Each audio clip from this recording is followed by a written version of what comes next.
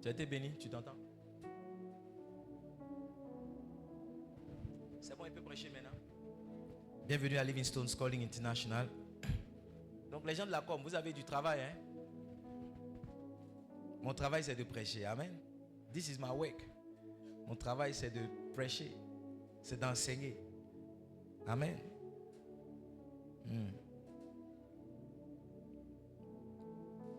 Nous sommes dans la nouvelle année 2026. Cette année est une année de toutes sortes de grâces. Toutes sortes de grâces. La grâce qui t'a manqué jusqu'à présent, tu vas l'obtenir cette année. Yes. Genèse chapitre 33, le verset 11. Genèse 33, verset 11. Il dit, accepte donc mon présent qui t'a été offert, puisque Dieu m'a comblé de grâce. Ton nouveau nom, c'est comblé de grâce. Cette année, on va faire des t-shirts sur lesquels on va écrire comblé de grâce. Oh yes. Comblé de grâce. Amen. Et Dieu est en train de nous enseigner dans cette saison-là une clé pour être comblé de grâce. Et cette clé-là ou cette sagesse, c'est d'être un bâtisseur de sa maison. C'est d'être comment?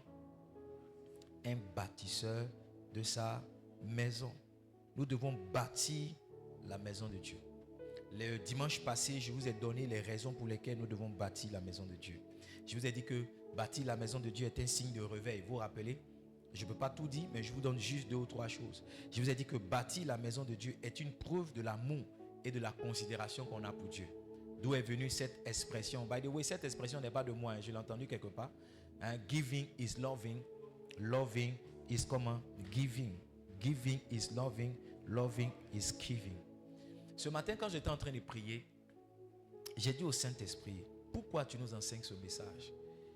Qu'est-ce que tu veux qu'on comprenne? Qu'est-ce que tu veux faire? Et il y a un ensemble de réponses qu'il m'a donné. Je vais partager ça avec vous. Mais il y a une chose sur laquelle le Saint-Esprit a ouvert mes yeux ce matin. C'est, vous savez, en bâtiment, il y a 3 grands intervenants dans un bâtiment. Amen. Dans un projet de bâtiment, il y a 3 grands intervenants. Il y a celui qu'on appelle le maître d'ouvrage. Dis avec moi, le maître d'ouvrage. Souvent, vous entendez ces choses-là, mais vous ne comprenez pas. D'accord? Vous êtes venu à l'église, je vais vous enseigner ça très rapidement. Le maître d'ouvrage, d'accord, c'est celui qui commande un travail. Ok? Il a dit c'est celui qui fait comment? C'est celui qui commande un travail. Souvent, c'est aussi celui qui le finance.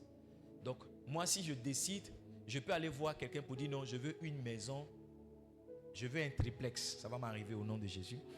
Je veux un triplex dont le haut, ça sera seulement un espace qui m'est réservé uniquement en tant que pasteur. Je veux en haut, je suis en train de décrire la maison que j'aurai.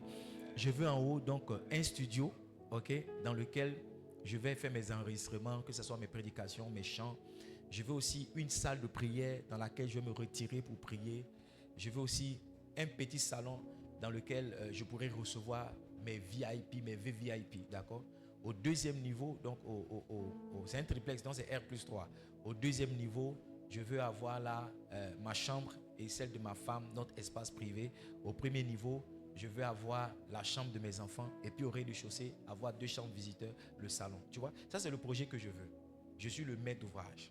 Celui vers qui je vais, qui est l'architecte, c'est celui-là qui sera le maître d'œuvre, qui va sortir donc le projet que je veux. Il va faire une simulation, il va faire un plan. Tu comprends, non? Il va faire un plan architectural. Il va dessiner un plan pour dire le pasteur, la maison que tu veux, voici exactement comment on peut la faire. Est-ce que tu me suis? Voici exactement comment on peut la faire. Maintenant, quand lui il a dessiné le plan, quelquefois, s'il a une entreprise bien constituée, il peut être celui qui dessine le plan et puis qui réalise les travaux. Mais souvent aussi, il peut être celui qui ne réalise pas les travaux. Donc, il faut trouver maintenant un ouvrier, un ingénieur, ok, qui va avec une équipe d'ouvriers amener mon projet qui était dans mon esprit, dans mon cœur là, que l'architecte a dessiné là, amener ce projet là à sortir de terre de façon concrète. Est-ce que vous me suivez? Quand on parle de bâtir la maison de Dieu, c'est la même chose. Il y a 3 niveaux d'intervention. Il y a le niveau où Dieu intervient, d'accord, en projetant ce qui est dans son cœur. Est-ce que vous me comprenez? C'est Dieu qui a dit à Moïse de bâtir le tabernacle. Ce n'était pas un projet de Moïse. C'est Dieu qui a dit à Moïse de bâtir le tabernacle. Quand bien même David a eu dans le cœur de bâtir une maison pour Dieu, Dieu s'est révélé à lui en disant que c'est son fils Salomon qui bâtirait la maison. Donc, vous allez voir que Dieu intervient à ces 3 niveaux d'intervention et d'action. Dieu aussi est celui qui dessine le plan. Parce qu'il a dit à Moïse, tu bâtiras le tabernacle selon le modèle. Quand Noé était en train de bâtir l'arche, il bâtissait selon un modèle que Dieu lui avait donné. Tu comprends? Au niveau des ouvriers aussi, c'est pareil. Si Eliab a reçu l'onction, c'est parce qu'il y avait un projet de construction. Donc, la Bible dit que Paul a planté, Apollos a arrosé, mais c'est Dieu qui a fait comment? C'est Dieu qui a fait croître. Dans le même niveau, il décrit Dieu comme étant l'architecte. Dieu m'a dit ceci.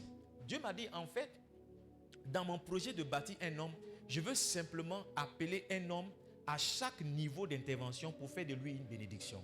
C'est pourquoi vous allez voir qu'au niveau du maître d'ouvrage, Dieu va appeler le pasteur, faire naître un projet dans le cœur du pasteur. Le pasteur va venir à l'église dimanche pour dire non, il faut qu'on quitte ce lieu-là, il faut qu'on parte dans un autre endroit. Voici ce que Dieu m'a montré qu'on devrait faire.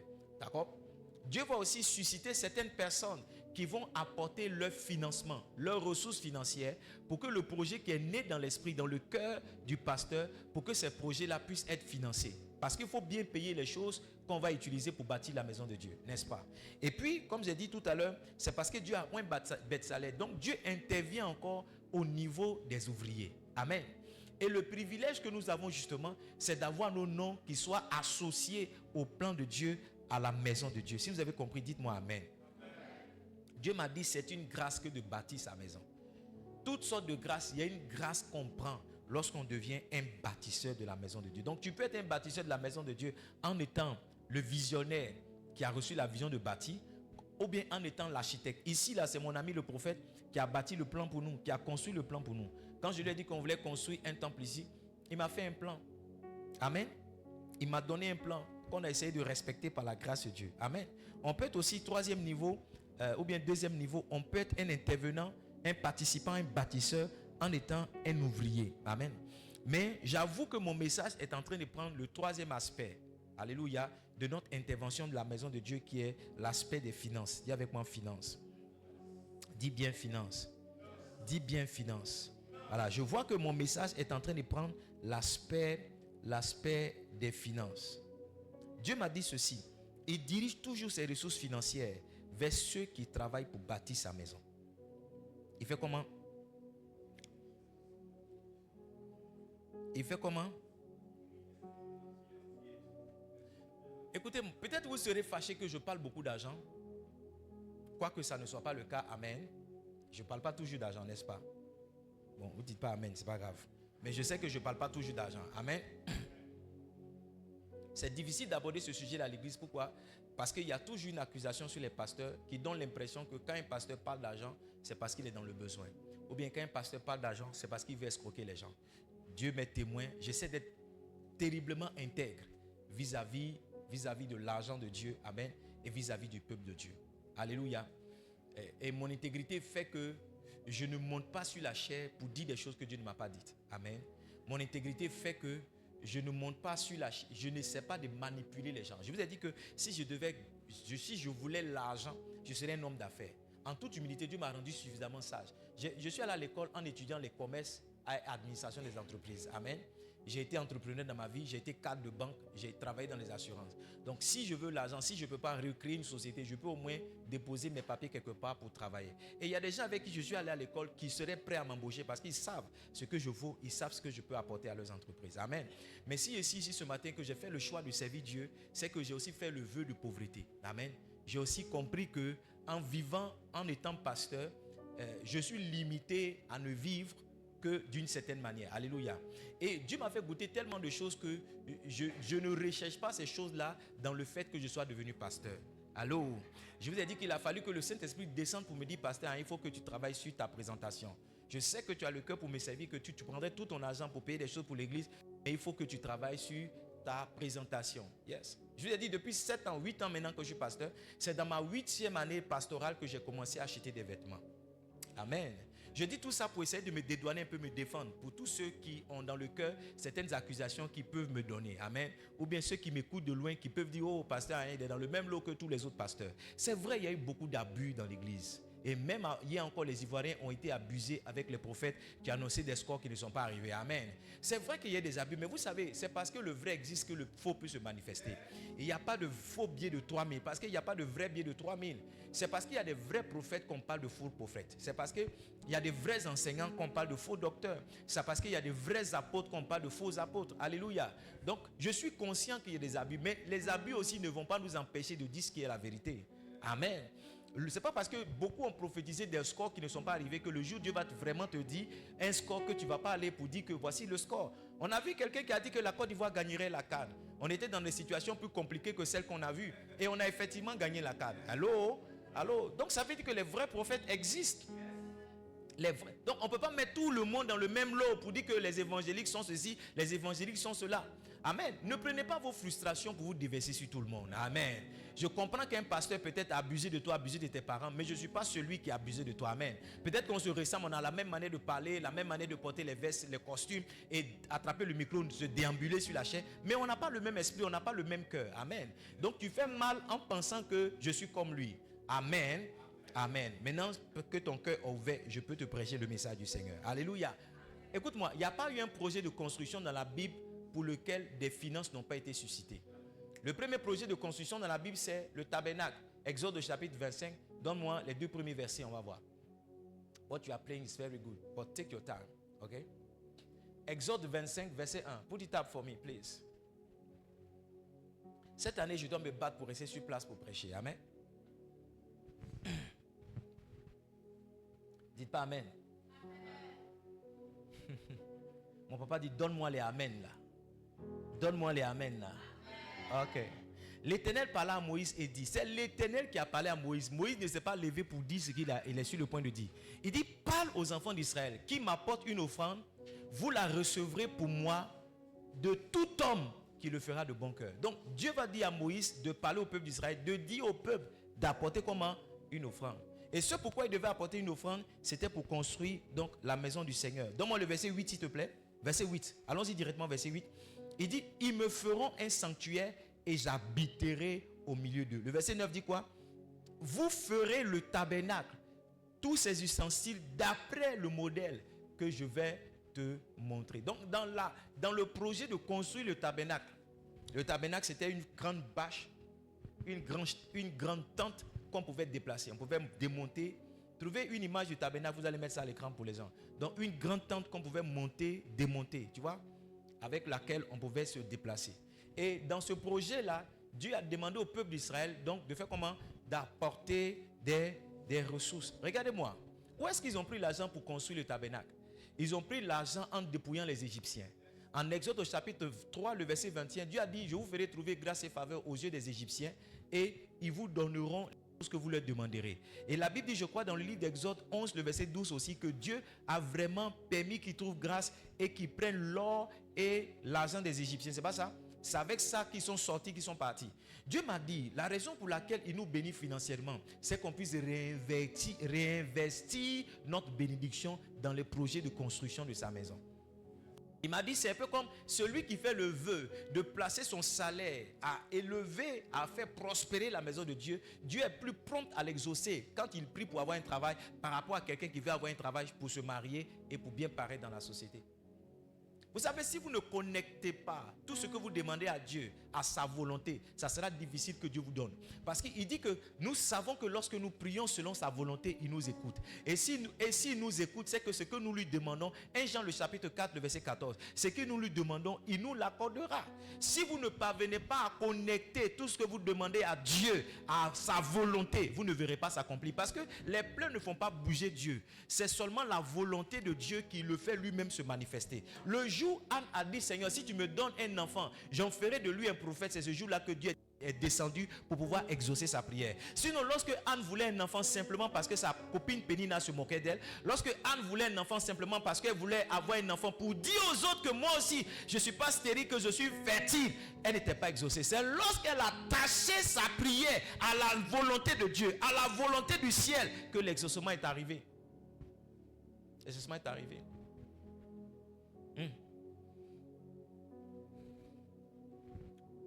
Maintenant, regardez, Exode chapitre 35, verset 5. Il dit, prenez ce qui vous appartient. Regardez, quand vous lisez à partir d'Exode chapitre 25 jusqu'au verset 30, au chapitre 32, Dieu va continuer de donner les détails du tabernacle à Moïse. Moïse va monter sur la montagne pour parler avec Dieu.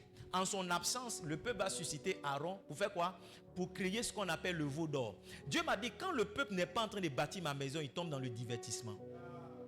Dieu m'a dit ça ce matin. Dieu m'a dit, quand tu n'envoies pas le peuple à bâtir ma maison, à faire avancer mon royaume, ce dans quoi il tombe, c'est le divertissement. L'église est tombée dans le divertissement. C'est pourquoi on a des gens qui vont pronostiquer sur le match de football. Ce n'est pas le travail du prophète, ce n'est pas le travail du pasteur. Hello? Hello? On est tombé dans le divertissement. Quand on n'est pas en train de bâtir la maison de Dieu, on tombe dans le divertissement. Quand Israël n'était pas en train de construire les tabernacles, ils étaient en train de danser, ils étaient en train de sauter autour d'un veau qu'ils ont nommé eux-mêmes l'Éternel. Ils ont dit, voici l'Éternel qui est là. Et ils ont continué de danser, ils sont tombés dans l'amusement. Ils se sont saoulés, ils ont mangé et voici. Regardez, quand l'église n'est pas en train de bâtir, c'est tout ce qu'on fait. On trouve des activités pour manger, pour se saouler. On trouve des activités pour danser. On fait des chorales, on fait des prestations, on fait du slam, on fait 1, 2, 3. C'est le divertissement parce qu'on n'est pas en train de bâtir la maison de Dieu. Je suis en train de dire que le moyen pour un enfant de Dieu d'être concentré sur la volonté et les plans du Seigneur, c'est de s'inscrire comme un bâtisseur. Yes. La concentration dans ce que nous faisons pour Dieu arrive lorsqu'on a des projets de Dieu sur lesquels nous sommes en train de travailler. Je suis désolé, mais il y a des choses dans lesquelles vous ne me trouverez pas. La seule raison pour laquelle je regarde des matchs de football dans cette saison avec mes enfants, c'est parce que j'ai vu que c'était un moyen de communion. Sinon, il y a longtemps j'ai perdu la passion pour ces choses-là. Il y a longtemps j'ai perdu l'amour pour ces choses-là. Mais je me suis rappelé que dans mon enfance, les rares moments plaisants que j'ai eu à mon père, c'est les moments où on pouvait regarder Champions League les mardis et les mercredis, où il nous disait de ne pas étudier mais de venir s'asseoir pour regarder un match de foot derrière lui. Donc je pense que c'est tout ce que je peux faire. Sinon, il n'y a pas mon intérêt dans ça. Hello? Hello? Je veux être un homme concentré. La vie passe et palviste. Et les gens qui ne savent pas se concentrer, au moment où ils se réveillent, ils ont 50 ans et ils n'ont absolument rien fait de leur existence. S'il vous plaît. S'il vous plaît.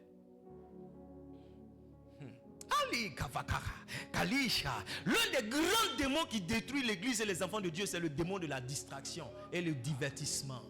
On doit mettre un peu d'amusement dans tout ce qu'on fait, sinon ça ne réussira pas.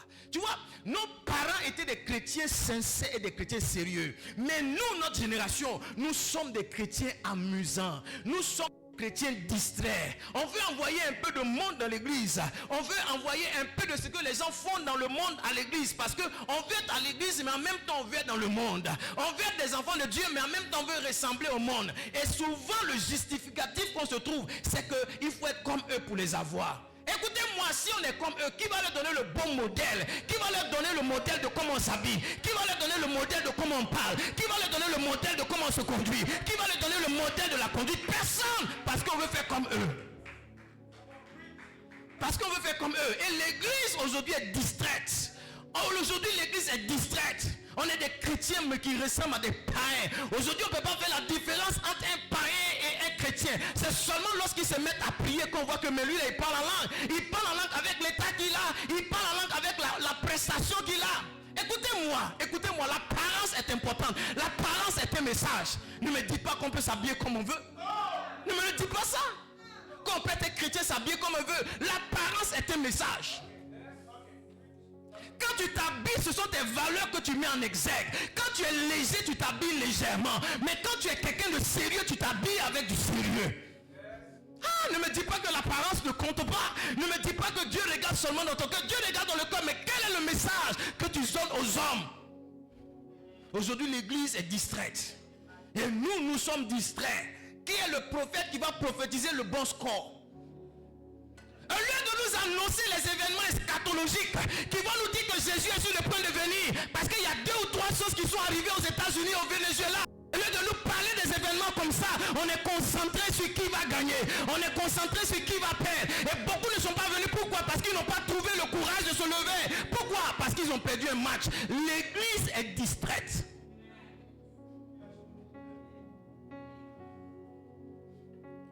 Il y a des gens qui viennent à l'église espérant que l'église les aiderait à changer. Mais c'est un peu comme si la chose s'amplifie et c'est tennis quand ils viennent à l'église.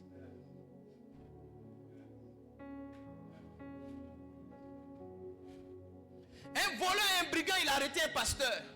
Le pasteur était avec ses enfants. Il partait en excursion quelque part.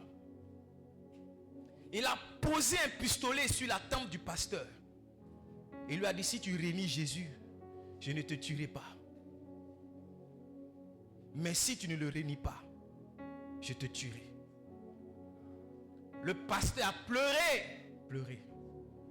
À la fin, il a dit, Jésus n'est pas Seigneur. Et le voleur, là, il a commencé à pleurer. Il a éclaté en sanglots. Il a jeté le pistolet. Il dit, je pensais que tu allais me dire qu'il était Seigneur. J'allais voir qu'il y a une raison plus importante de suivre ce Jésus-là que la vie. Ça veut dire que tout ce que vous faites là, c'est du fake. C'est fake. Et le monsieur a pleuré, il a continué son chemin. Parce qu'au fond de lui, il n'est pas fier de l'homme qu'il est. Il veut changer. Mais il cherche quelqu'un qui va lui donner la raison valable. Changer. Quand on n'est pas en train de bâtir l'église, on tombe dans la distraction. Il y a 1000 choses qu'on veut faire à gauche et à droite. Organiser, balayer ici. Organiser ceci ici. Organiser cela. Parce qu'aujourd'hui, notre génération, on n'est pas des chrétiens sérieux. On n'est pas des chrétiens sérieux. On est à l'église. On est les plus gros pécheurs de nos quartiers. On est à l'église, des ouvriers de surcroît. Quand on voit nos statues, on voit beaucoup de mes enfants, je vois les statues. Quand je vois les statues, je me dis, mais où est le chrétien? Où est la lumière? Où est le sel de la terre? Où est la lumière du monde? Où est le sel de la terre? C'est encore plus des païens. C'est plus des païens même que... C'est le nom des gens du monde qui sont gâtés. Sinon, si vous allez dans le monde, il y a des gens qui sont plus bien sérieux. J'ai pas envie de dire quelque chose qui va être bizarre. Ça va être bizarre. Mais par exemple, pour faire les travaux de cette église, on a confié des travaux à un frère. Parce qu'on dit Alléluia, Amen. Non seulement il ne nous a pas donné les résultats, mais il est parti à notre argent. Et celui-là qui a été un vrai païen, c'est celui-là qui va nous donner les résultats et nous fait payer le moins. Il va nous faire payer le moins. Il y a un de mes fils qui n'est pas là ce matin. C'est dommage qu'il ne soit pas là parce que j'aurais voulu qu'il entende ça. Vous savez, quand on n'a pas de voiture, mon épouse et moi, il y a en général 2 taximètres qu'on appelle. Il y a un taximètre qui est membre de cette église et il y a un taximètre qui était musulman. Excusez-moi de le dire comme ça. Celui qui était musulman, quand on l'appelle à 6 heures, il est déjà dans sa voiture. À 6h30, il vient prendre les enfants pour partir. Mais mon fils là, à 6 heures, c'est ma femme qui le réveille. Et il a un sommeil tellement bizarre qu'il peut parler à ma femme au téléphone pendant qu'il dort. Donc ma femme est obligée de rester à lui. La dernière fois, je suis monté dans le taxi. Il dit, mais moi, j'ai prié pour ce taxi-là. Comment tu peux prospérer lorsqu'à 6 heures, tu es en train de dormir? Alors que c'est à 6 heures que tous les élèves de Daboula, pratiquement tous les élèves qui sont ici, ils ont quoi à 7 heures? C'est à 6 heures que tous les élèves sortent. C'est à 6 heures aussi que ceux qui ne sont pas vite allés au travail, qui sont les fonctionnaires, c'est à 6 heures qu'ils vont venir là. Mais c'est à 6 heures là que tu peux avoir moins 5 000 pour démarrer ta journée. Mais tu dors à quel moment? Et tu viens dire à l'église, non papa, mon commerce ne marche pas. Celui qui est le musulman qui nous prend, en plus de conduire taxi, il a ouvert une société où il fait des briques. Et donc la semaine où il ne conduit pas, il vend des briques. Et la dernière fois j'étais dans le taxi, il dit, il y a un monsieur qui a commandé des briques pour lui pour près de 600 000. Qu'est-ce que vous voulez qu'on fasse? Si en plus de la prière, on ne développe pas les valeurs qu'il faut, on sera des tonneaux qui font des bruits pour rien, des tonneaux vides. Quand je regarde ça, mon cœur est blessé. Écoutez, si vous voulez être des païens, soyez des païens. Soyez des bons païens. Allez-y manger et boire dans le monde. Quand vous allez décider de suivre le Seigneur, suivez le Seigneur. Peut-être qu'on ne nous a pas enseigné comment suivre le Seigneur véritablement. Ça devait être l'objet d'un message qu'il va enseigner. Un homme a dit à Jésus, je vais te suivre, mais laisse-moi enterrer mon père. Vous lisez la Bible, vous êtes des étudiants de la Bible, vous connaissez quelle était la réponse du Seigneur? Il a dit, laisse les morts enterrer les morts. Écoutez-moi, il y a un niveau de sacrifice si vous ne l'avez pas, vous ne pouvez pas suivre le Seigneur Jésus. Parce que si un homme ne peut pas enterrer son père qu'il a mis au monde, parce qu'il doit suivre le Seigneur Jésus, dites-moi, qu'est-ce qu'il est autorisé à faire? Qu'est-ce qu'il est autorisé à faire? C'est écrit dans votre évangile, c'est écrit. Mais voyez-vous, quand vous lisez ça, vous ne voulez pas avoir la compréhension qui est la vraie compréhension. Vous voulez circonscrire le contexte pour dire non, ce n'est pas vraiment ce qu'il disait. Pierre a dit, nous avons tout quitté pour te suivre. Il dit, on on a tout quitté. Pierre était un entrepreneur dans la pêche. En Luc chapitre 5, il a pris le plus grand poisson qu'il n'avait jamais pris depuis qu'il commençait la pêche. Mais la Bible dit qu'il a tout laissé. Luc chapitre 5, le verset 11. Il laissait tout et le suivit. Il laissait tout et le suivit. Nous, on est des chrétiens de tout.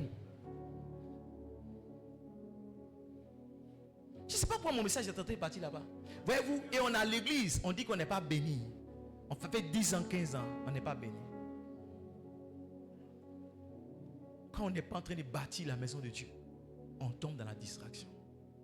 S'il vous plaît, prenez le temps pour réfléchir parce que je ne sens pas les gens crier parce que c'est comme si l'église est calme. L'église est calme. L'église est calme.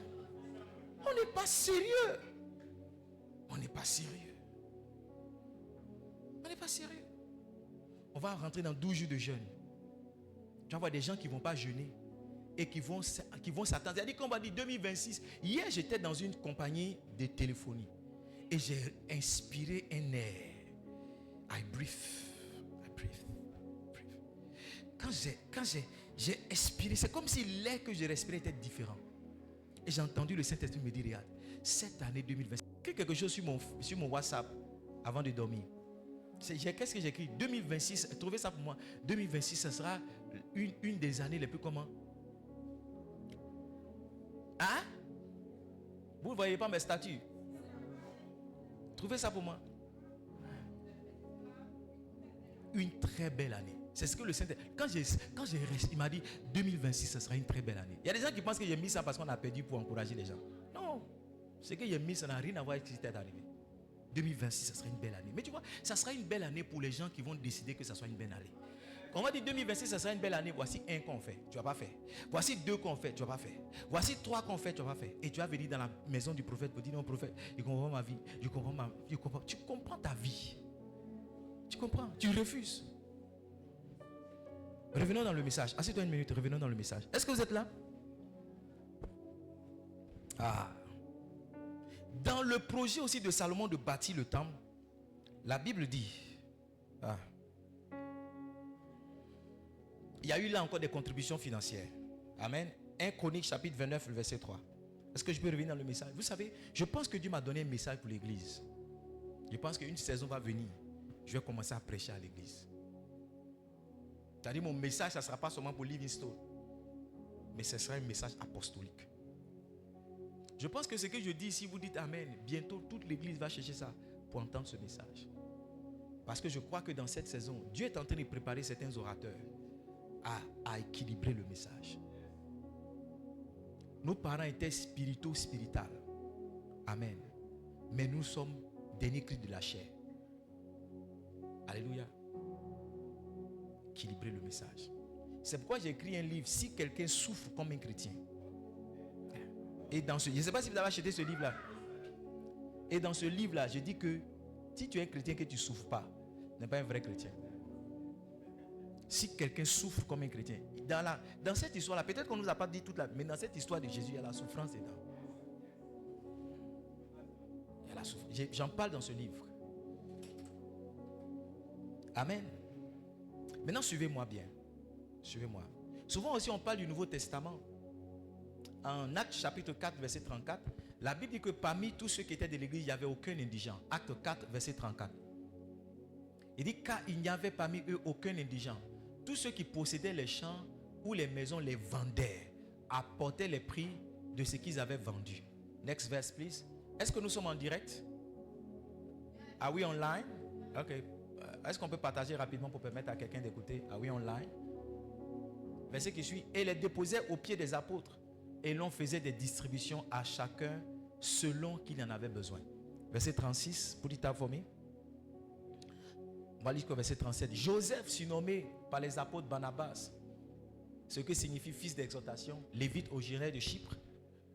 Oh, I forgot my watch. Vendit un champ qu'il possédait, apporta l'argent et le déposa aux pieds des apôtres. La Bible dit que dans l'église, il n'y avait pas d'indigents. Vous savez pourquoi? Parce qu'ils mettaient en commun tout ce qu'ils avaient. Quelqu'un pouvait aller vendre ce qu'il avait et puis l'apporter à l'église pour que les apôtres en fassent des distributions. Mais aujourd'hui, nous, on n'est pas dans cette dimension-là. Eux, ils n'étaient pas dans 10% d'offrande. Ils étaient dans tout ce qu'ils avaient. Ça appartient à Dieu. Il n'était pas. Souvent, les gens attaquent les pasteurs pour dire non, on ne donne pas la dîme. La dîme, c'est Ancien Testament. Hein, les dispositions néo-testamentaires, il n'y a pas la dîme dedans. Les dispositions du Nouveau Testament sont encore plus graves que les dispositions. C'est 100%. Merci, pasteur. C'est 100%. Parce que la Bible dit qu'il a vendu son champ, ce qu'il possédait, et il a apporté l'argent au ça. Il a déposé au pied des apôtres. C'est pourquoi Pierre a tué. Bon, tué, c'est trop dit. Mais c'est pourquoi Pierre a appelé la mort sur Ananias et Saphira. Parce que quand eux, ils ont vendu leur maison, ils n'ont pas amené tout l'argent. Tu vois, les gens lisent la Bible, ils sont dans des débats et puis ils s'insultent pour rien. Les dispositions du Nouveau Testament, ça dit si tu n'as pas envoyé ton argent là, hein, moi ici Pierre là, tu vois ce que je peux faire, non? Hein? Appeler la mort sur toi et sur ta femme. Si il demande ta femme, ton mari, il a eu combien? Il gagne combien? Il gagne 500 000. Mais pourquoi est-ce qu'il envoie une dîme de 5 000? La Bible dit que Pierre, il a... Oh bon, j'ai pas envie de rentrer dans ce débat là pour susciter des... Ils vont me prendre mon image, me mettre partout sur Facebook pour dire voici le pasteur là, les conneries qu'ils disent, et il y a des gens qui sont assis là-bas qui l'écoutent. Mais j'étais sur le point de vous dire ceci. Et pour cela, je veux que vous notiez bien. Il y a un type de cœur qu'il faut avoir pour pouvoir être un bâtisseur de la maison de Dieu et donner. Amen. Dans le livre de 1 Chronique chapitre 29, le verset 3. Est-ce que c'était le verset 3?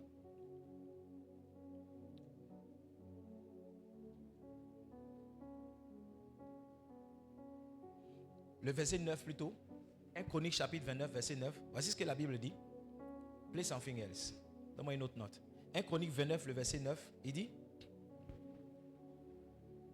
1 Chronique 29, verset 9 dit: le peuple se réjouit de leurs offrandes volontaires, car c'était avec un cœur bien disposé qu'il les faisait à l'Éternel. Et le roi David en eut aussi une grande joie. Amen. Il y a un type de cœur qu'il faut pour donner. J'ai beaucoup enseigné sur les offrandes.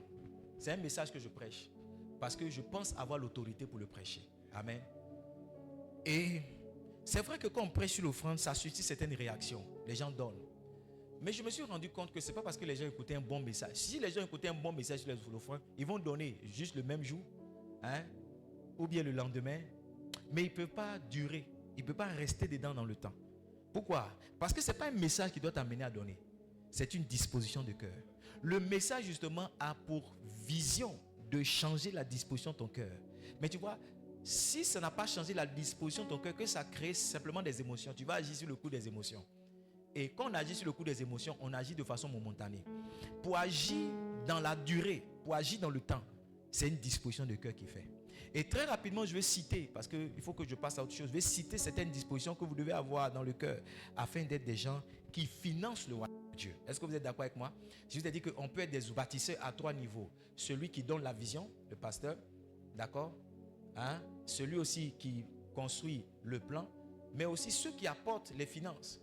Ou bien on pourrait dire celui qui apporte les finances, mais aussi ceux qui mettent la main à la pâte pour que l'œuvre avance. Et à ce niveau-là, on peut parler des finances. C'est vrai qu'il y a d'autres choses que je dirais lorsque je parlerai des caractéristiques d'un ouvrier, mais pour l'instant, je veux m'appesantir parce que ça nous concerne tous, d'accord, sur l'aspect de donner.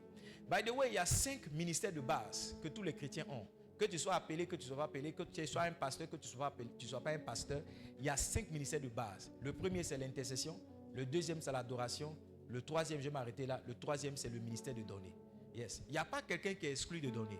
Et quand vous lisez justement en 1 Chronique chapitre 29, David lui-même a donné. Les chefs ont donné. Le reste du peuple a donné. Quand vous lisez aussi Exode chapitre 25, c'est pareil. Tout le monde a donné. Amen. Donc donner, c'est un ministère de base pour tous les enfants de Dieu. Il n'y a pas quelque chose comme non, c'est les riches qui donnent et c'est les pauvres qui donnent. Laissez-moi vous choquer que même à l'église, là, ce sont les pauvres qui donnent le plus. Yes. Ce sont les pauvres qui donnent le plus à l'église. C'est les gens qui n'ont pas beaucoup qui donnent plus que ceux qui ont beaucoup. Alors, la Bible dit dans le livre de Jean, chapitre 21, Jésus était dans un temple, il regardait les gens donner. Les riches donnaient leur superflu. Une femme a donné un quart de sou. La Bible dit que c'était tout ce qu'elle avait. Et Jésus a estimé qu'elle avait donné plus que tous les autres. Ce n'est pas mon message. Voici les dispositions qu'il faut avoir pour être quelqu'un qui apporte ses finances, qui est un bâtisseur pour la maison de Dieu. La première disposition qu'il faut avoir, c'est la perception de l'œuvre. La perception de quoi? La perception de l'œuvre ou la perception de l'ouvrage. Voici 3 considérations que David a eues. On trouve ça dans le livre de 1 Chronique chapitre 29, le verset 1. 1 Chronique chapitre 29, verset 1. Est-ce que vous me suivez ou bien je vais trop vite? Je sens que le temps travaille contre moi, Mais je veux télécharger ce qui est dans mon esprit là pour que le dimanche prochain, on puisse passer à autre chose. Le roi David dit à toute l'assemblée, suivez très bien, mon fils Salomon est celui que Dieu a choisi. Il est jeune, il est d'un âge faible. Regardez, il dit l'ouvrage est considérable. Car le palais n'est pas pour un homme, mais il est pour l'Éternel. Donc voici 3 considérations que David a eues, que nous tous nous devons avoir pour être des bâtisseurs de la maison de Dieu. La première considération, c'est ceci. Je vous ai dit, je suis en train de parler des dispositions que vous devez avoir dans le cœur. Et la première disposition, c'est comment vous percevez l'ouvrage de bâtir la maison de Dieu. Comment vous percevez l'ouvrage de bâtir la maison de Dieu. Et je vais vous montrer 3 perceptions que David a eues. Est-ce que vous me suivez jusque-là? Vous me suivez jusque-là? La première perception, c'est que David a dit l'ouvrage est considérable. L'ouvrage est considérable, ça veut dire quoi? Ça veut dire que ce qu'on va faire, ça a besoin de moyens. Il y a des gens qui ne pensent pas que construire la maison de Dieu, ça nécessite des moyens. Ce n'est pas vrai. Bâtir la maison, rien que le fonctionnement de la maison de Dieu, ça nécessite beaucoup d'argent. Payer les produits pour nettoyer, réparer les appareils. Hein? N'est-ce pas que Jonathan, cette semaine, on a réparé des appareils? Hein? N'est-ce pas que les gens de l'hygiène ont payé des produits pour pouvoir nettoyer? Donc, ça demande de l'argent. Ça demande comment? Ah, l'œuvre est considérable. Touche ton ami, dis-lui, l'œuvre est considérable. La deuxième considération qu'il a eue, il dit, l'œuvre n'est pas pour un homme, mais pour Dieu. Il a dit, cette maison, ce palais n'est pas pour un homme, mais il est pour Dieu. Ce que nous faisons, ce n'est pas pour le pasteur, aide-moi. Hein. Oh yes, ce n'est pas pour le pasteur, aide-moi. Hein. Voici là où beaucoup de personnes sont bloquées. Je vais faire quelque chose, c'est lui qui va en tirer la gloire. Je vais mettre mon argent, c'est lui qui va s'enrichir. Non, il n'y a rien que tu fais ici qui est pour moi. Non, non, non, non, non. Non. Même l'honneur que tu dois m'apporter parce que c'est mon anniversaire, you are doing it for you, for yourself. Allô? Parce que ce qu'un homme n'a pas semé, il ne le moissonnera pas. Mon père, le prophète Adam Dieu m'a dit, ce que tu n'as pas dit dans le ministère, fais dans le ministère de quelqu'un. Personne ne dira et ne fera dans ton propre ministère. Donc, so what you are doing for me is not for me at all. It's for you. Yeah. Donc, l'œuvre que nous bâtissons là, Livingstone Calling International, j'ai juste le privilège, la grâce, d'avoir reçu la vision. By the way, à ma mort, l'église continuera de vivre. Oh yes, quelqu'un d'autre prendra ma place et l'église continuera de tourner. Hello? Yeah. Troisième considération que David a eue, il dit ceci: ma maison ne peut pas être mieux que la maison de Dieu. 2 Samuel 7, le verset 2. Il dit, j'habite dans une maison faite de bois de cèdre et l'arche de l'Éternel les repose. Donc nous voulons mettre nos finances pour bâtir la maison de Dieu. Pourquoi? Parce que it is not normal. C'est pas normal que notre maison soit plus belle que la maison de Dieu. C'est notre conception qu'on a. Donc voici 3 considérations. Lorsqu'un homme a ça dans le cœur, ce n'est pas difficile pour lui de donner. Voici 3 perceptions. Lorsqu'un homme a ça dans le cœur, it is not hard. It is not a big thing for him to give. Ce n'est pas une grande chose pour lui de donner. Quand il sait que ce qu'il va faire, c'est pour Dieu qu'il fait. Quand il sait que ce qu'il va faire, ça a vraiment besoin de beaucoup de moyens. Quand il sait que ce qu'il va faire, c'est pour embellir la maison de Dieu. Ce n'est pas difficile pour lui de donner. Mais quand il n'a pas ces considérations-là, tu vas monter, tu vas descendre, tu vas le menacer. Une offrande qu'on fait sous le coup de la menace ne peut pas avoir de bénédiction. Non, il faut que l'offrande soit volontaire pour qu'elle produise de la bénédiction. Je suis un pasteur, j'en suis conscient. Donc si je manipule quelqu'un pour qu'il donne, je ne suis pas en train de le bénir. Ce que je peux faire, c'est de lui donner la compréhension et le laisser avec cette compréhension-là manifester son droit. S'il a dit yes, il le fait en conscience de la bénédiction qui vient. S'il a dit non aussi, il le fait en conscience de la bénédiction qui ne viendra pas. I don't know if I'm preaching here. Deuxième disposition de cœur que tu dois avoir, c'est l'engagement ou le dévouement. Dieu m'a dit ceci, ma fille Michael, je vais te parler. C'est Michael, toi. Océane, Michael. Ok. Michael, c'est plus beau qu'Océane. Michael, laisse-moi te parler ce matin. Dieu m'a dit ceci. Il m'a dit l'énergie que tu mets dans mes activités. Il m'a dit le temps que tu mets dans mes programmes. Il m'a dit l'argent que tu mets. Voici les 3 piliers à partir desquels j'évalue ton niveau d'engagement. Tu n'es pas engagé si tout cela, ça n'existe pas. Si tu donnes à Dieu le reste de ton temps, si tu donnes à Dieu ton sommeil, tu es là ce matin, tu es en train de dormir, tu as passé ton temps à crier yes, yeah. Maintenant tu es fatigué, tu es en train de donner ta fatigue à Dieu. Tu n'es pas, c'est une dose, tu n'es pas engagé. Touche un voisin, tu n'es pas engagé. Ton engagement est faible. Tu vois, hier la Côte d'Ivoire devait jouer depuis 6 heures, tu as porté ton maillot. Je suis sorti à 8h, fait une course. Et j'ai demandé au taxi dans lequel j'étais. Je lui ai dit, mais la Côte d'Ivoire joue ce soir. Il dit oui. J'ai dit, je comprends. Pourquoi tout le monde a porté orange ce matin? Pourquoi? Depuis 6h, tu as porté ton maillot pour un match qui commence à 19h. Maintenant, pour venir à l'église à 8h30, tu ne sais pas où est ta robe. Tu as demandé à tout le monde, où est ta chaussure là? Où est ma chaussure là? Où est ma chaussure là? Où est ma chaussure là? Tu vois comment tu n'es pas sérieux? Tu vois comment tu n'es pas sérieux? Dieu m'a dit, voici 3 choses qui évaluent l'engagement de quelqu'un. L'argent qu'il met dans l'œuvre, le temps qu'il met dans l'œuvre, l'énergie qu'il met dans l'œuvre, ça montre son niveau d'engagement. Tu vois, après le premier culte, tu as fui pour partir pour dire non, il y a deuxième culte encore. On est fatigué, on est fatigué, on est fatigué, on est fatigué. Mais franchement, tu peux regarder un film qui fait 3 heures de temps sans que tu ne sois fatigué. Maintenant, regarde, c'est que la dernière fois, j'ai dit à ma femme, il faut qu'on éteigne la télé. On ne peut pas regarder un match et puis venir écouter des gens qui vont faire des commentaires sur le match qu'on a regardé. Ça n'a pas de sens. Donc, ma chérie, allons dormir. Tu vas regarder le match. Avant le match, même, tu vas t'asseoir 1 heure avant. Tu vas regarder tout ce qui est, on regarde les publicités. Tu vas regarder le match 1h30. Après ça encore, tu vas t'asseoir, les gens qui ont fait soirée quoi là. Tu vas venir t'asseoir, écouter les spécialistes vont faire les commentaires. Quand ils vont finir, tu vas encore zapper pour aller sur une autre chaîne, pour aller écouter encore un autre commentaire. Bah, ça, tu n'as pas sommeil, tu n'es pas fatigué. Mais dès que le pasteur prend la parole qui commence à prêcher, tu vois comment tu es. Tu vois ta vie, c'est comme ça vous dites, tu vois ta vie. Ta vie est devant toi comme ça. Et puis quand nous devons chanter, je t'aime, tu le sais, je te porte dans mon cœur, et mon cœur bouillant, tu es mon yaya. Toi aussi tu lèves tes mains puis tu chantes, je t'aime, tu le sais,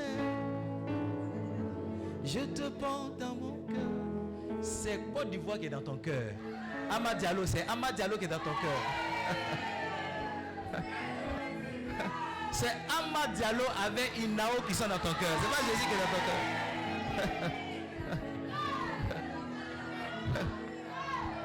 J'ai dit, c'est pas Jésus qui est dans ton cœur, c'est Ama Diallo qui est dans ton cœur.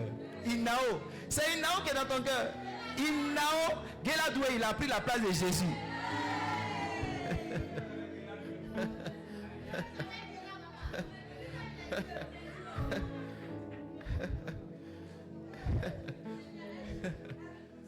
Touche un voisin, dis-lui, il y a le mondial, il y a le mondial.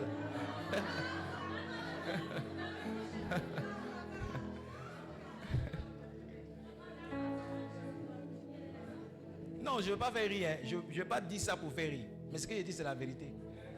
C'est par ces 3 choses-là, on montre notre niveau d'engagement. Si un homme n'est pas engagé, Pasteur Marcel, il ne peut pas donner. Il ne peut pas donner. S'il n'y a pas d'engagement. Regardez le verset 2. Il dit, j'ai mis toute ma force à préparer pour la maison de mon Dieu. De l'or et de ce qui doit être, de l'or pour ce qui doit être d'or, de l'argent pour ce qui doit être d'argent. Il dit, j'ai mis toute ma force. Il a mis son énergie dedans. Il a mis son énergie. Si dans ton cœur, il n'y a pas l'engagement, tu ne peux pas donner. Écoutez-moi. We do not give because we have money. Non, on ne donne pas parce qu'on en a. On ne donne pas parce qu'on en a. On donne parce qu'on est engagé.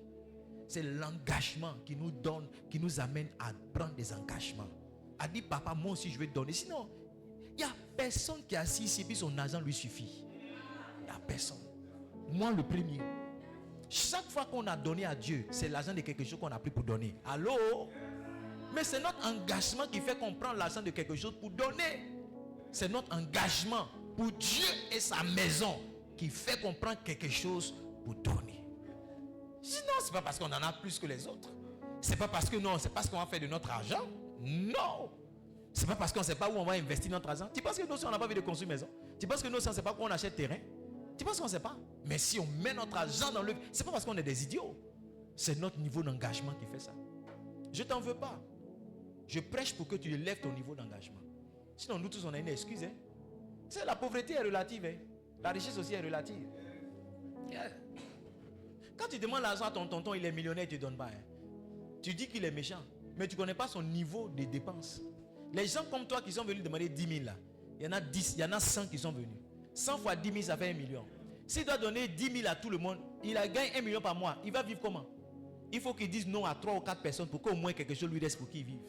Vous savez, ce n'est pas parce que les gens ne vous disent pas tout. Et les gens qui ont un certain niveau, ils ne vont pas vous donner des explications. Quelquefois, ils vont laisser le silence.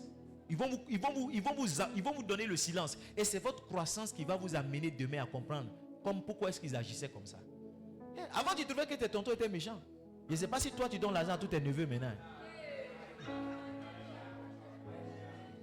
Tous un voisin. Avant, tu ne comprenais pas, tu disais que tes tantes étaient méchantes. Oh, la tante, elle vient, elle est venue manger, elle nous a rien donné. J'espère que toi, tu donnes l'argent à toutes tes nièces. Hein? Tu vois? Bébé hippopotame a dit à sa maman, pourquoi ta bouche est grosse comme ça?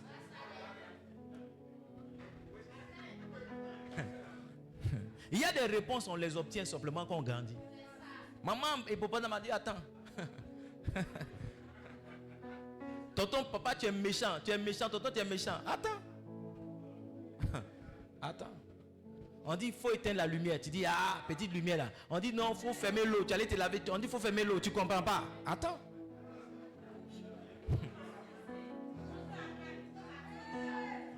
Tu ne comprends pas pourquoi ton papa n'a pas payé une nouvelle chaussure pour toi. Il n'a pas payé une nouvelle robe pour toi. On t'attend. J'ai dit, on attend. On attend.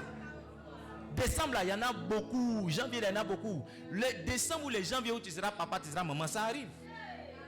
On va voir si tu pourras acheter chaussures pour tous tes enfants. On va voir si tu pourras acheter une nouvelle habit pour tous tes enfants. Il y a des gens, on doit retourner pour dire à nos parents, on demande pardon. On te demande pardon. Troisième disposition de cœur qu'il faut avoir, ton attachement.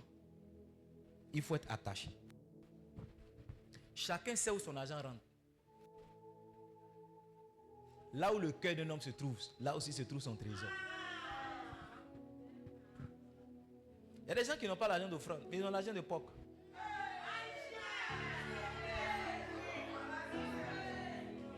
Hein? Ils ne donnent jamais rien quand c'est le moment des offrandes. Mais c'est eux qui payent POC pour tout le monde.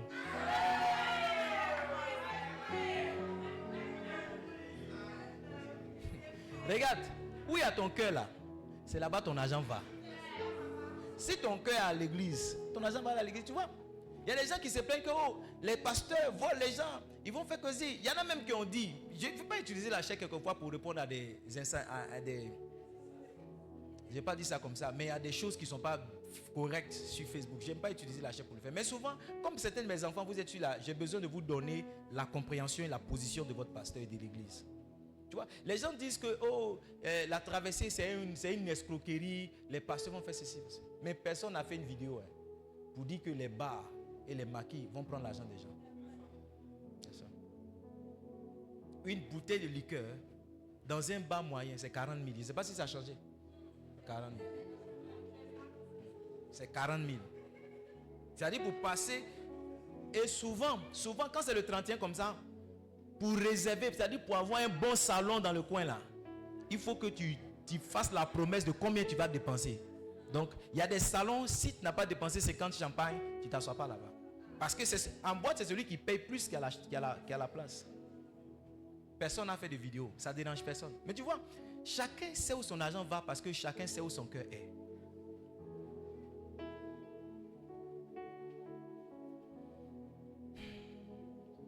I don't know if I'm preaching. David a dit, il dit de plus, 1 Chronique chapitre 29 verset 3, il dit de plus, dans mon attachement pour la maison de mon Dieu, je donne à la maison de mon Dieu. Il dit dans mon attachement, c'est son attachement qui l'a mené à donner. Si tu n'es pas attaché à cette maison, tu ne pourras pas donner. Il y a des gens qui sont bien ici, mais leur attachement ailleurs. C'est pourquoi ils donnent des miettes et puis ils donnent le véritable. Ah, tu ne peux pas donner si tu n'es pas attaché. Yes. Le niveau progressif de l'amour, c'est l'attachement.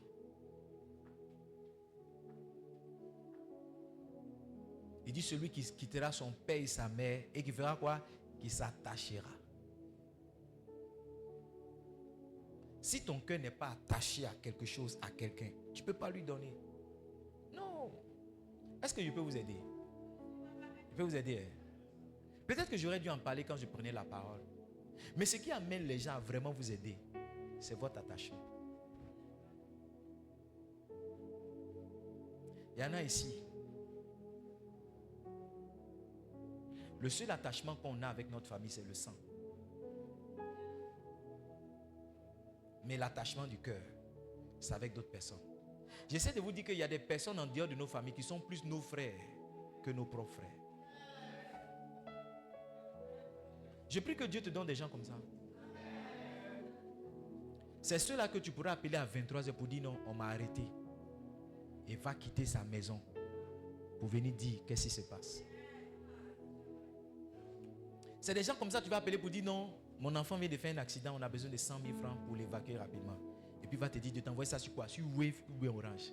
Ce n'est pas parce que l'argent gardé quelque part qui attendait ton problème. C'est votre niveau d'attachement.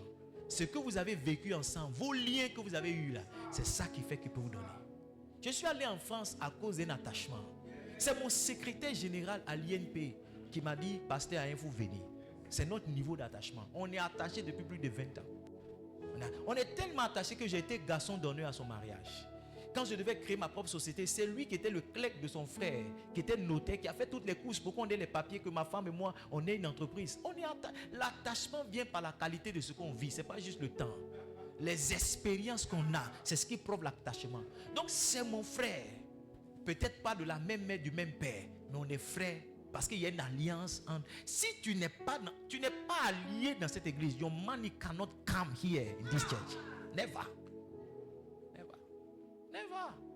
Pour beaucoup d'entre vous, ne croyez pas que nous avons une expérience de quelques mois. Hey, c'est moi qui vais vous enterrer. Hein? Allô? Oui, c'est moi qui vais vous enterrer.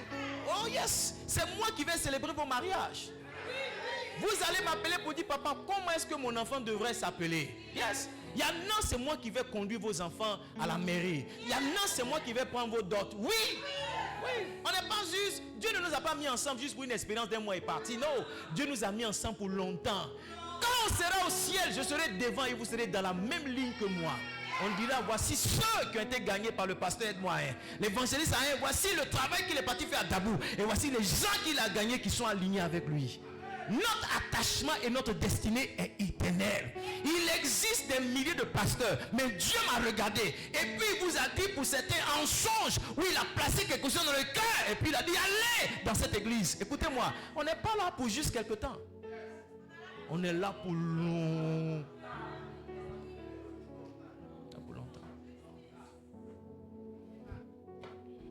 Si vous n'êtes pas attaché, votre argent ne peut pas rentrer. C'est pourquoi un garçon qui dit qu'il t'aime, il ne te donne rien, n'est pas attaché. Une femme aussi qui dit qu'elle t'aime, qu'elle ne te donne rien, elle n'est pas attachée.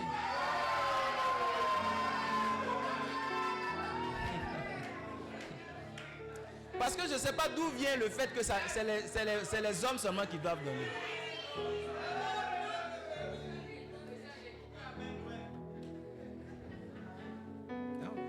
Une femme, si elle est attachée, elle peut devenir guérie alors qu'elle est baoulée. Oui. Elle peut devenir guérie alors qu'elle s'appelle Akissi. Je ne sais pas, vous êtes sur les réseaux sociaux, vous savez mieux ce que je suis en train de dire, vous comprenez? Troisième disposition de cœur que tu dois avoir, l'honnêteté et la sincérité. Ok, vous suivez. Quatrième disposition. Le message est doux, non? Je ne sais pas quel est mon temps, mais on a presque fini. La quatrième disposition que tu dois avoir, c'est comment? L'honnêteté et la sincérité. Regarde, tu dois être honnête, hein, et tu dois être sincère. Hein? Tu dois être honnête pour ne donner que ce que tu as. Tu dois être sincère avec toi-même. J'ai envie de descendre pour cette partie-là. Tu dois être sincère avec toi-même pour comprendre que dans cette saison-là, engagement de 300 000 là, ce n'est pas pour toi. Hein? Tu dois être aussi sincère pour comprendre que, regarde, au stade où tu es arrivé là, donner 500 à l'église chaque dimanche là, c'est une injure pour toi-même. Non, sérieusement, tu dois être sincère. Tu dois être sincère. Tu dois être sincère pour comprendre que tu as commencé cette église avec nous en 2017. Tu as donné 500 et bientôt l'église va faire 10 ans. Non, tu dois être sincère avec toi pour comprendre que vraiment, Dieu t'a tellement béni que c'est une injustice si tu continues de mettre un billet de 500 et un vilain billet de 500 dans les offrandes. Non, tu dois être honnête avec toi. Tu dois être honnête pour comprendre que ton niveau, c'est comme regarde, nous tous, la vie c'est des étapes. C'est comment? C'est les étapes. Moi j'ai commencé dans un studio. Ma première télé c'était écran 14 avec beaucoup de fesses derrière comme ça. J'ai payé ça 50 000 et 40 000 parce qu'il y a un de mes amis qui m'a aidé à avoir ça à Djamé. Oui, télévision, c'est ce que j'ai eu. Mais tu vois, maintenant ce n'est plus juste que je donne cette télé là à mes enfants pour dire non, voici, Dieu nous a bénis, voici la télévision écran 14. Ils vont le laisser chez moi pour aller derrière ballon ailleurs. Je suis honnête avec moi, mais pour comprendre que Dieu m'a aidé, je ne suis plus au niveau où ma télé doit être comme ça. Tu dois être sincère avec toi-même. Pour dire que tu es trop joli, pour que ton offrande, ça soit 200.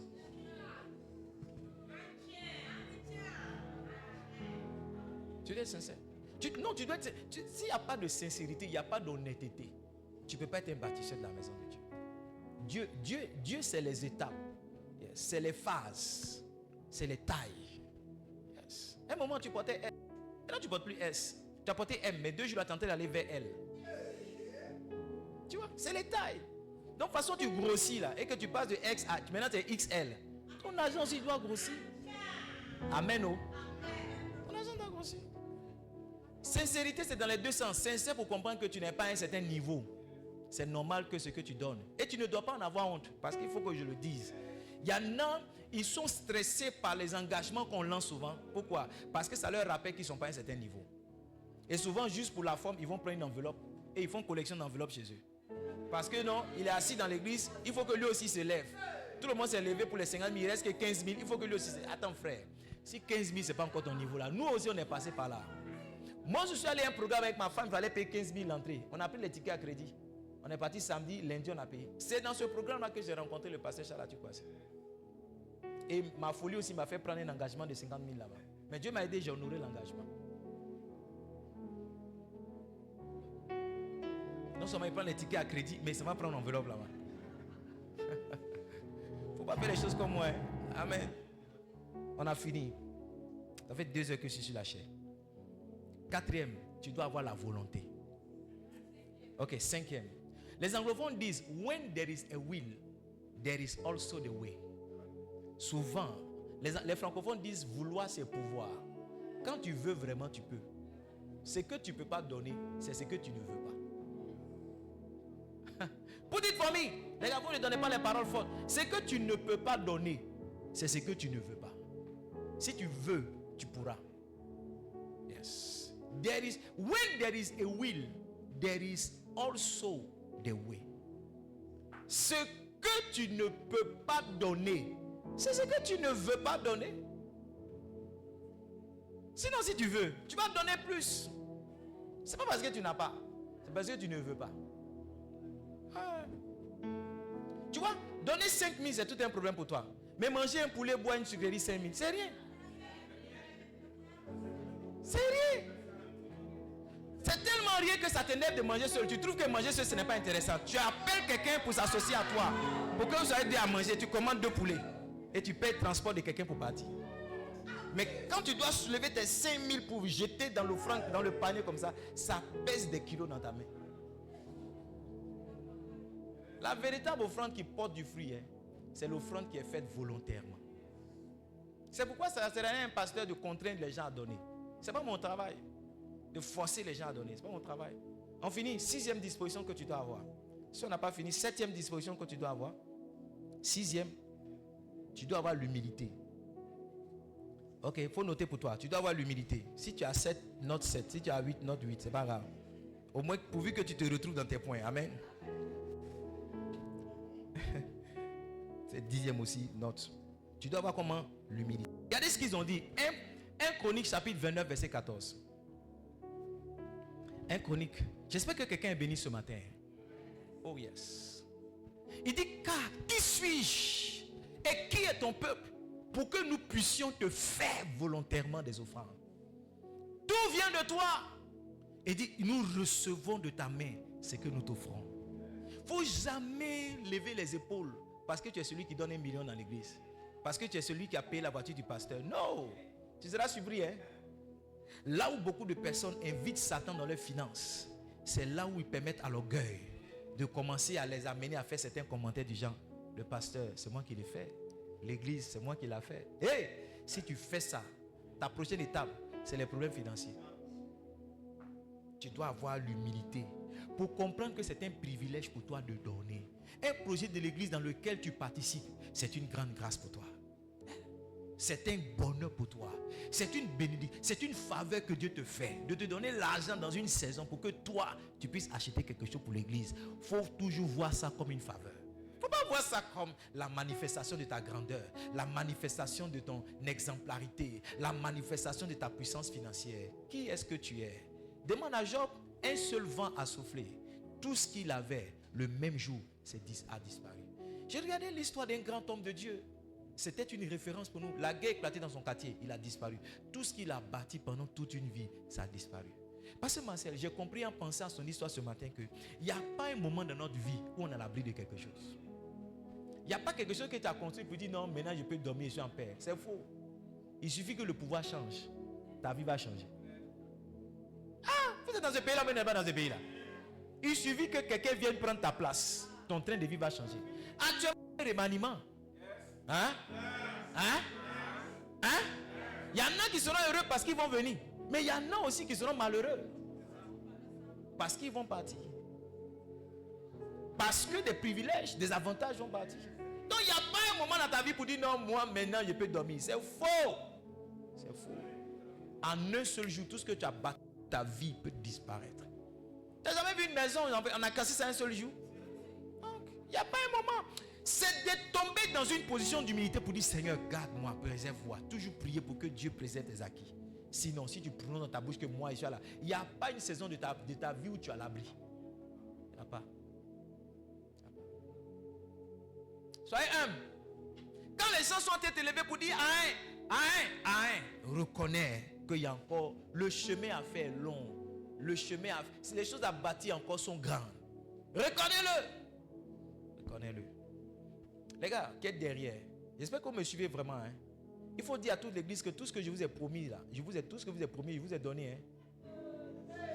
L'époque que je disais là, je vous ai tout donné. Est-ce que vous avez dit ça? Parce que c'est publiquement que je disais ça. Ah, donc publiquement aussi, je dis que j'ai donné l'époque là depuis le mois de décembre.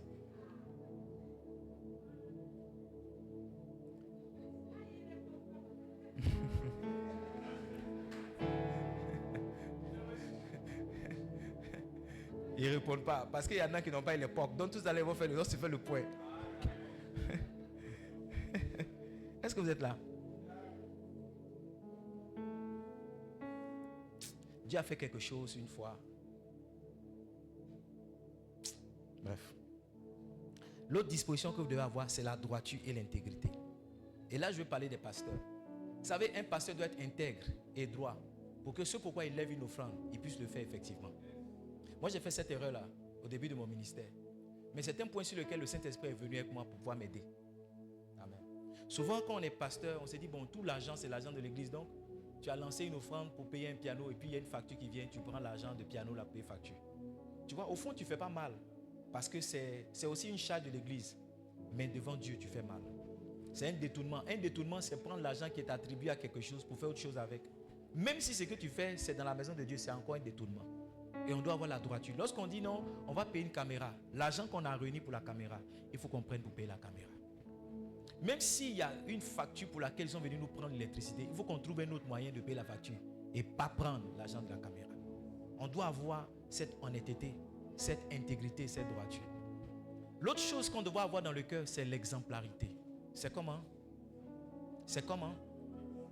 L'exemplarité. Je vais vous expliquer l'exemplarité. Pour la droiture et l'intégrité, la Bible dit au verset 19, 1 Chronique 29, verset 19, il dit, donne à mon un cœur dévoué à l'observation de tes commandements et de tes préceptes et de tes lois, afin qu'ils mettent en pratique toutes ces choses. Regardez la dernière partie, il dit, et qu'ils bâtissent le palais pour lequel j'ai fait ces préparatifs. Ça, c'est la droiture. David a prié pour que Dieu lui donne un tel cœur à son fils. La dernière chose, ou bien l'une des choses qu'il faut avoir, c'est l'exemplarité. C'est comme l'exemplarité, c'est quoi? C'est que tu dois montrer, et ça aussi je parle des leaders responsables qui sont là. Tu dois montrer l'exemple en tant que leader. Tu dois être prompt à donner, aussi pour influencer les autres à donner. Oui. Si toi tu es la reste pas et que tu ne donnes pas, les autres qui sont dans l'église ne donneront pas. By the way, je veux interpeller tous ceux qui rejoignent l'église pour la première fois, mais qui sont des nouveaux venus. Vous savez, quand on arrive quelquefois, quelque part, pour la nouvelle fois, souvent on tombe, c'est aussi une sagesse humaine, mais elle n'est pas spirituelle. On tombe dans la copie de ceux qu'on voit. À l'église, il ne faut pas copier les anciens qui sont là, surtout ceux qui font mal. Quand tu es une nouvelle personne, tu vois que les gens viennent en retard dans une église. Il ne faut pas venir en retard parce qu'ils viennent en retard. Faut pas En fait, si les gens ne t'ont pas bonifié dans tes valeurs, il ne faut pas qu'ils te rabaissent dans tes valeurs. Il y a beaucoup de mes fils ici, vous êtes venus avec un bon cœur. Mais vous avez trouvé certains responsables qui ne vous ont pas donné le bon exemple. Et vous avez flot avec eux. Vous aussi qui êtes des anciens, vous faites mal. Vous êtes des Diotrephes. Vous empêchez aux gens de venir par votre comportement. Vous ne montrez pas le bon exemple. Vous ne dites pas aux gens qui viennent d'arriver, voici comment on honore le pasteur. Vous ne dites pas aux gens qui viennent d'arriver, voici comment on fait dans l'église. Au contraire, vous faites mal. Et quand les gens qui sont venus avec une bonne intention veulent faire, quelquefois c'est vous-même qui partez leur dire, oh, faut laisser ça. Oh, faut laisser ça. Oh, faut laisser ça, c'est pas important. Vous faites très mal. Dieu va vous juger si vous faites ça. Vous êtes calme, mais ce que je vous dis, c'est la vérité. Vous êtes calme. Je vais donner l'exemple. Il n'y a pas quelque chose qu'on fait ici dans lequel mon argent ne rentre pas. Demandez à Delphine. Quelquefois, je ne le dis pas pour que vous me regardez. Quelquefois, c'est pas parce que j'ai beaucoup d'argent. C'est toutes ces choses qui sont dans mon cœur là. Toutes ces choses que j'ai citées, c'est ces choses qui sont dans mon cœur, c'est ce qu'il vient de dire. C'est pas parce qu'il y a beaucoup plus d'argent. Avec ma famille, on essaie de vivre avec le strict minimum. Et on met le maximum de nos ressources dans les choses. J'ai dit à mon fils Kéran, je suis pasteur, qu'est-ce que je fais comme travail? Il dit, papa, j'ai observé que tu écoutes les problèmes des gens et tu leur donnes l'argent. Et c'est celui de mon fils, c'est parmi mes enfants, quand je prends un engagement à l'église, puisque mes engagements sont publics. S'il dit, je donne 500 000 à Fête Impact, il va venir me dire, mais papa, tu as dit que tu as donné 500 000 à Fête Impact. J'espère que tu as prévu l'argent de ma chaussure dedans. Parce qu'un enfant ne va pas comprendre pourquoi son papa peut donner autant. Et puis lui, il ne va pas avoir le minimum. Donc j'essaie de jongler. Sinon, Dieu connaît ma position. Dieu connaît mon cœur. J'essaie de vous donner l'exemple. J'essaie de vous montrer la voie. Et ça me fait mal quelquefois quand je vous montre la voie que vous ne suivez pas.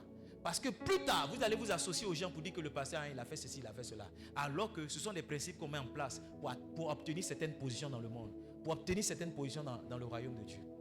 C'est les choses que je vous enseigne.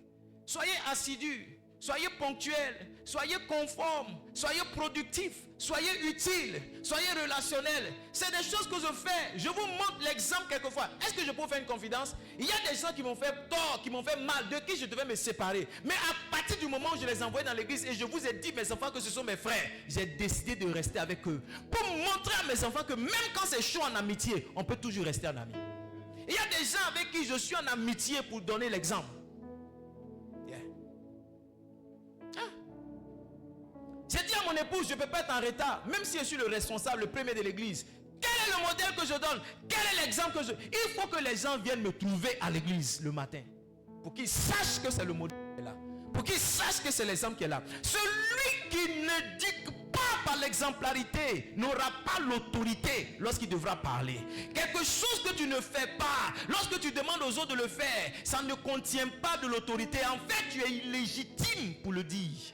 Ta légitimité vient de ce que toi-même tu es pratiquant, de ce que tu dis. Tu dis à ton enfant ne fume pas et tu l'envoies payer la cigarette. Attends un peu. Il fumera plus que toi. Parce que c'est pas ce qu'on dit que les gens reproduisent. C'est ce qu'on fait. Et il y a des concessions que je fais. Je monte sur la chaise si quelquefois malade. Quelquefois je me gave de certains comprimés, de certains compléments. Parce que j'ai dit qu'on ne peut pas manquer le culte le dimanche. Même quand ma voix est cassée, il faut que je boive l'eau chaude pour parler. Même quand je l'ai parlé et que je n'arrive pas à tenir, je vais demander au papa de Doris de venir à 6 heures à l'église. Mais fais une injection pour que je tienne debout. Prêcher le dimanche. Parce que je veux donner l'exemple. Parce que je veux donner le modèle. Yes. Quand je marche alors que ma voiture est au garage, je suis en train de dire que ne pas avoir une voiture, ce n'est pas une excuse pour rester à la maison. Si tout le monde doit se moquer de moi parce que je suis en veste et je suis le grand pasteur et que je suis en train de marcher, ça m'importe peu. Mais si mes enfants peuvent voir mon sacrifice, voici le message que je veux leur donner. L'église est calme. On bavarde, mais on n'est pas le modèle de ce qu'on défend. Vous qui critiquez les joueurs là, on va vous mettre sur le terrain, on va voir ce que vous allez faire. On va jouer un match cette année. On va voir, vous qui êtes les failles MS, qui êtes les grands entraîneurs parce que vous êtes dans vos salons là. On va vous mettre sur le terrain cette année. On va voir combien de buts vous allez marquer. Celui. Vous qui trouvez que Kessier, il est gros, il est fatigué là. On va vous mettre sur le terrain. On va voir ce que vous allez faire.